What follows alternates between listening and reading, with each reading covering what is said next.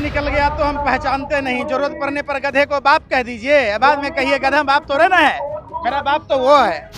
देश के संविधान के तहत जब प्रधानमंत्री बने, हमें क्या पता था कि प्रधानमंत्री इतना बड़ा महाझूठा है और प्रधानमंत्री इतना निर्लज है। प्रधानमंत्री खुद ही कह रहे हैं बदकिस्मती से मैं हिंदुस्तान में पैदा लिया। ऐसे प्रधानमंत्री को क्या भरोसा किया जाए, क्या भरोसा किया जाए बताओ आप। जब आप सारा सिस्टम हाईजैक कर लोगे, आप घोड़े के पैर को सिक्कर से बांध दिया, आपने कहा गधा जीत गया जी, तो गधा ही जीतेगा ना, घोड़ा तो दौड़ा ही नहीं ना। अरे चौपाल करना है रामलीला मैदान में करो ना भाई, ताज होटल में करने से जनता की समस्या बता दोगे। आपके पास रिपोर्टें थी तो यूपी चुनाव से पहले आपने वापस क्यों लिया काला कानून? घड़ियाली आंसू हम किसानों को समझा नहीं पाए, हकला क्यों रहे थे आप?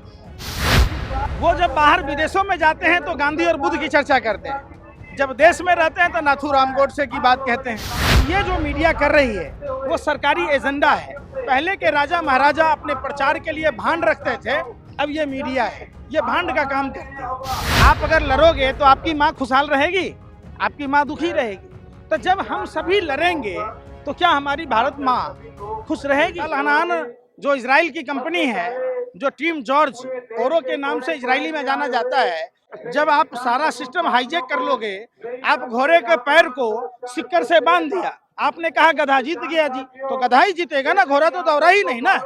अगर देश में वोट होगा, मैंने पैर से लोहे के जंजीर से बांध दिए, लोगों को वोटर लिस्ट से नाम काट दिए, ईवीएम में बार्गेनिंग किया, डीएम एसडीएम कलेक्टर से मिलकर आपने चुनाव प्रभावित की। अब एक बात बताओ, किसान आंदोलन वापसी के बाद पश्चिम उत्तर प्रदेश में जब चुनाव के समय थे तो कोरोना का केस बढ़ रहा था, और जैसे ही पश्चिम उत्तर प्रदेश में 3 चरणों के चुनाव खत्म हो गए तो कोरोना खत्म हो गया। आप बताओ ना भाई, आप समझो, ये माइंड कंट्रोल करने का काम है, माइंड को डाइवर्ट करने का काम है और चुनाव को हाईजैक करने का काम है।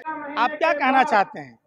देश के संविधान के तहत जब प्रधानमंत्री बने, हमें क्या पता था कि प्रधानमंत्री इतना बड़ा महाझूठा है और प्रधानमंत्री इतना निर्लज है कि प्रधानमंत्री अपने ही देश के किसान भाइयों से झूठ बोलेगा, जो किसान भगवान के स्वरूप हैं। आप बताओ, अब डॉक्टरों के बारे में भी इंग्लैंड में जाकर कहते हैं डॉक्टर पर्चा लिखने का पैसा लेता है। 100 आदमी गलते हैं, नरेंद्र मोदी अच्छा है, अपने मियां मिट्ठू। आप बात उस पर करो ना, फिर वही वाली बात आ गया। ये भारत राष्ट्र है, हम सभी भारत राष्ट्र के हैं, हिंदू मुसलमान पाकिस्तान अफगानिस्तान यहाँ नहीं करो। आप बात पूछो, किसानों को क्या मिलेगा, मजदूरों को क्या मिलेगा, युवाओं को क्या मिलेगा, छात्रों को क्या मिलेगा, महिलाओं को क्या मिलेगा? देश में बेरोजगारी है, महंगाई है, इस पर चर्चा होनी चाहिए, शिक्षा पर चर्चा होनी चाहिए, भ्रष्टाचार पर चर्चा होनी चाहिए, चर्चा इस पर होनी चाहिए। चर्चा आप लोग नहीं करते, आप लोगों को एजेंडा मिला हुआ है, जो चीज बीजेपी चाहती है उसी पर आप लोग बैटिंग करते हैं, उसी पर आप फील्डिंग करते हैं। जरा निकलिए, आप अपने घर और मकानों से निकलिए और देश में किसी भी क्षेत्र में चले जाइए, लोगों की भावनाओं को पूछिए, लोगों के विचारों को जब पूछना शुरू करेंगे। आज देखिए न्यूज 18 का चौपाल हो रहा है, वहाँ चुनिंदा लोग जाएंगे। अगर इनको चौपाल में जाने की बात होती, ताज होटल में हो रहा है, और वहाँ जब आम आदमी जाएगा ही नहीं और वो अपना ही मदारी के डुगडुगी बजा के खेल दिखा लेगा, हाँ जी ताली बजवा लेगा, तो यही काम है ना। आप हिम्मत है किसी न्यूज चैनलों को तो ताज होटल में 10 को किसान को भेज के देखिए ना, सब पता चल जाएगा। है हिम्मत, हम कहते हैं है हिम्मत। मैं कह रहा हूँ कि अभी 50 किसानों को ताज होटल में भेज के देखिए, चौपाल चल रहा है, उनकी सारी कलाकारी छुप जाएगा। अरे चौपाल करना है रामलीला मैदान में करो ना भाई, ताज होटल में करने से जनता की समस्या बता दोगे। तो देश के लोगों को समझना होगा, बूझना होगा कि ये जो मीडिया कर रही है वो सरकारी एजेंडा है। पहले के राजा महाराजा अपने प्रचार के लिए भांड रखते थे, अब ये मीडिया है, ये भांड का काम करती है। यही आंदोलन हम लोग देखिए, गांधी और बुद्ध के देश में रहते हैं। गांधी और बुद्ध ने हमें एक ही बात सिखाया कि सत्य और अहिंसा के रास्ते पर चलते हुए अपने हक की लड़ाई लड़ना। तो हम लोग लड़ रहे। वो जब बाहर विदेशों में जाते हैं तो गांधी और बुद्ध की चर्चा करते हैं, जब देश में रहते हैं तो नाथूराम गोडसे की बात कहते हैं। वरना कोई नफरत की बात कहता? असम का मुख्यमंत्री क्या कह रहा, कर्नाटक का नेता इनका क्या कह रहा?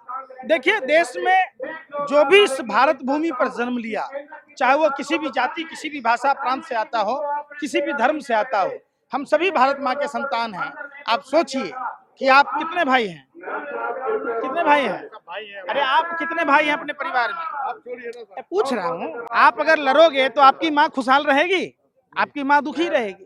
तो जब हम सभी लड़ेंगे तो क्या हमारी भारत माँ खुश रहेगी? तो निश्चित तौर पर ऐसे जो सियासी लोग हैं जो नफरत के बोल बोलते हैं, चाहे वो किसी भी जाति धर्म से हों, किसी भी प्रांत के लोग हों, जिसको भारत के संविधान पर भरोसा नहीं है, वो देश में रहने लायक नहीं है। और ये हम तो कहीं नहीं रहे, प्रधानमंत्री खुद ही कह रहे हैं बदकिस्मती से मैं हिंदुस्तान में पैदा लिया। आप बताइए, इस भारत भूमि पर पैदा लेना गर्व की बात है कि मैं इस देश में जन्म लिया। ये हम तो नहीं कह रहे, आप ही कह रहे हैं। आप देखिए कि प्रधानमंत्री ने क्या कहा, मैं अभी आपको सुनाता हूँ क्या कह रहे हैं प्रधानमंत्री। मैं तो गर्व से कहता हूँ, ये भी गर्व से कहते हैं, ये भी गर्व से कहते हैं कि हम भारत में जन्म लिया। कोई भारत में जन्म लेना कोई गुनाह नहीं है, सौभाग्य की बात है कि हम भारत भूमि पर जन्म लिए। ऐसे प्रधानमंत्री पर क्या भरोसा किया जाए, क्या भरोसा किया जाए बताओ आप? वही हो गया ना, मतलब निकल गया तो हम पहचानते नहीं। जरूरत पड़ने पर गधे को बाप कह दीजिए, बाद में कहिए गधा बाप तो ना है, मेरा बाप तो वो है। आप जब अगर आपको अगर ऐसा ही था, आपके पास रिपोर्टें थी, तो यूपी चुनाव से पहले आपने वापस क्यों लिया काला कानून? घड़ियाली आंसू हम किसानों को समझा नहीं पाए, हकला क्यों रहे थे आप रहते ना। अगर आपके इस काले कानून में कुछ भी काला नहीं था, 1 महीना और रह लेते, आपको छठी रात का दूध याद आ जाता। आप वापस क्यों लिए? आपने वापस लिया, आपने देश को गुमराह किया। आप यूपी चुनाव प्रभावित करने के लिए इस तरीके का एजेंडा चलाया।